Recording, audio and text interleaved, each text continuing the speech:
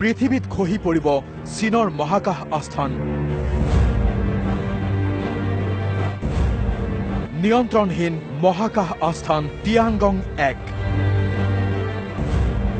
ভগ্নাৱশেষে আঘাত কৰিব পৃথিৱীৰ ভিন্ন স্থানত। চলিত মাৰ্চ অথবা এপ্ৰিলৰ প্ৰথম ভাগত পৃথিৱীত খহি পৰিব চীনৰ মহাকাশ আস্থান তিয়ানগং 1।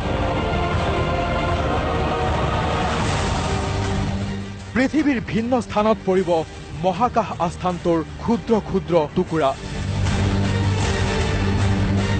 ক্ষতি হ'ব পাৰে অট্টালিকা আৰু ধনজনৰ।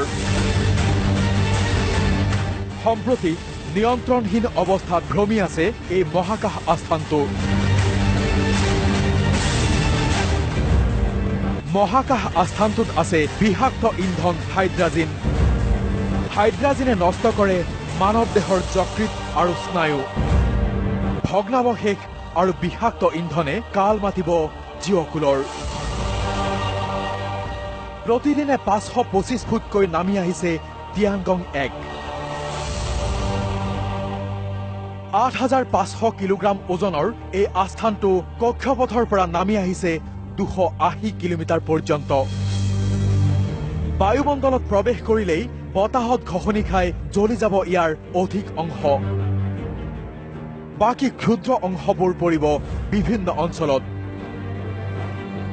আমেৰিকা, অষ্ট্ৰেলিয়া, চীন আৰু ভাৰতৰ লগতে আফ্ৰিকাৰ দক্ষিণ প্ৰান্ত, দক্ষিণ আমেৰিকা, নিউজিলেণ্ড আদিতো ইয়াৰ ভগ্নাৱশেষে আঘাত কৰাৰ আশংকা আছে। এতিয়া বিশ্বৰ বিজ্ঞানী মহলে দৃষ্টি নিবদ্ধ ৰাখিছে তিয়ানগং 1ৰ ওপৰত। ইণ্টাৰনেশ্যনেল ডেস্ক, আছাম টক্স।